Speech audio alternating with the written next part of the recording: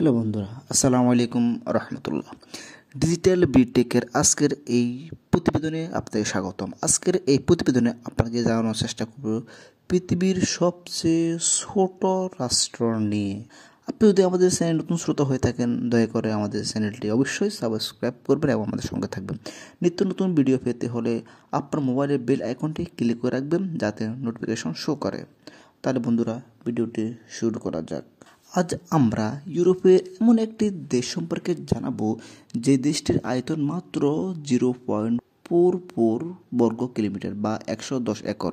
এই কম আয়তনের জন্য এটা পৃথিবীর সবচেয়ে ক্ষুদ্রতম দেশ।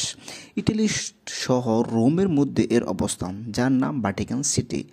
তো চলুন জেনে নেওয়া যাক ভাটিকান সিটি সম্পর্কে কিছু অদ্ভুত এবং মজাদার তথ্য। ইটালির রাজধানী রোমের মধ্যে অবস্থিত ভাটিকান সিটি দেশটিকে আধিকারিকভাবে ভাটিকান সিটি রাষ্ট্র বা স্টেট অফ ভাটিকান সিটি বলা হয়। ভাটিকান সিটির শাসন ব্যবস্থার প্রধান হিসেবে নির্বাচিত হন পোপ। ইনি রোমান ক্যাথলিক গির্জার প্রধান। 1929 সালে ল্যাটেরান ট্রিটির মাধ্যমে এই দেশ স্থাপিত হয়েছিল। ল্যাটেরান ট্রিটি স্বাক্ষরিত হয়েছিল কিংডম অফ ইটালি এবং হোলি সির মাধ্যমে। ভাটিকান সিটির মোট জনসংখ্যা 1000 জন। শুধুমাত্র জন্ম নিলেই ভাটিকান সিটির নাগরিকত্ব পাওয়া যায় না। নাগরিকত্ব পেতে গেলে সেখানকার লোকদের সাথে কাজের সংক্ষিপ্ত থাকতে হয়। সেই দেশে সাধারণত ল্যাটিন এবং ইটালিয়ান ভাষা ব্যবহৃত হয়, তবে সরকারিভাবে কোনো ভাষা সেখানে নেই।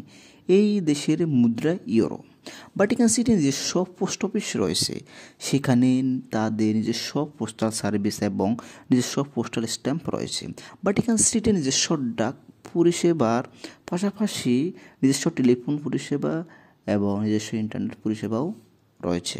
মাত্র 1.05 কিলোমিটার দৈর্ঘ্য এবং 0.85 কিলোমিটার প্রস্থ বিশিষ্ট এই দেশটি কোনো হাইওয়ে কিংবা এয়ারপোর্ট নেই। হেঁটে চলাফেরা করাটাই উত্তম। দেশে পশ্চিম প্রান্তে ভাটিকান সিটি হেলিপোর্ট রয়েছে, যা কিছু বিশেষ কাজে ব্যবহৃত করা হয়। এদেশে সবচেয়ে কাছে এয়ারপোর্ট লিওনার্দো দা ভিঞ্চি ফিউমিসিনো রয়েছে এবং ইটালির রাজধানী রোম শহর অবস্থিত। বিশ্বের সবচেয়ে ছোট রেলপথ রয়েছে ভাটিকান সিটিতে। সেইগুলো সাধারণত জিনিসপত্র নিয়ে আসার জন্য ব্যবহার করা হয়, তবে প্রত্যেক শনিবার পর্যটকরা এই রেলগুলো দিয়ে ভ্রমণ করতে পারে। ভাটিকান সিটির গাড়িগুলো নিজস্ব লাইসেন্স প্লেট রয়েছে। দেশের মধ্যে একটি মাত্র ঔষধালয় রয়েছে। 1874 সালে স্থাপিত এই ভাটিকান ফার্মেসি পৃথিবীর সবচেয়ে ব্যস্ততম একটি ফার্মেসি, যেখানে প্রতিদিন প্রায় 2 থেকে 3 হাজার মানুষ যাতায়াত করে। ইটালিতে কোনো ওষুধ না পাওয়া গেলে সেখানকার মানুষ এই ফার্মেসিতে চলে আসে। পৃথিবীতে মাত্র 2টি দেশের সর্বমোট স্বীকৃত বিবাহ বিচ্ছেদের জন্য নির্দিষ্ট কোনো আইন নেই।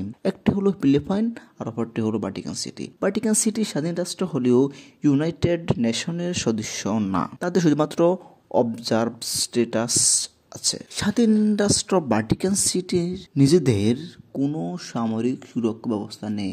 ইটালির আর্মিরাই সব দেখাশোনা করে। গার্ডরাই দেশের পোপ এবং নাগরিকদের সুরক্ষা দায়িত্বে থাকে। ভাটিকান সিটি নামকরা ধর্মীয় স্থান হলেও পর্যটকদের কাছে ভাটিকান সিটি খুবই জনপ্রিয়। সেখানে অনেক জনপ্রিয় জায়গা রয়েছে, যেমন Saint Peter square, Raphael Rooms, Sistine Chapel, Vatican museum ইত্যাদি। শুধুমাত্র সেখানকার মিউজিয়ামগুলো দেখতে খুব পর্যটক বেড়াতে আসে।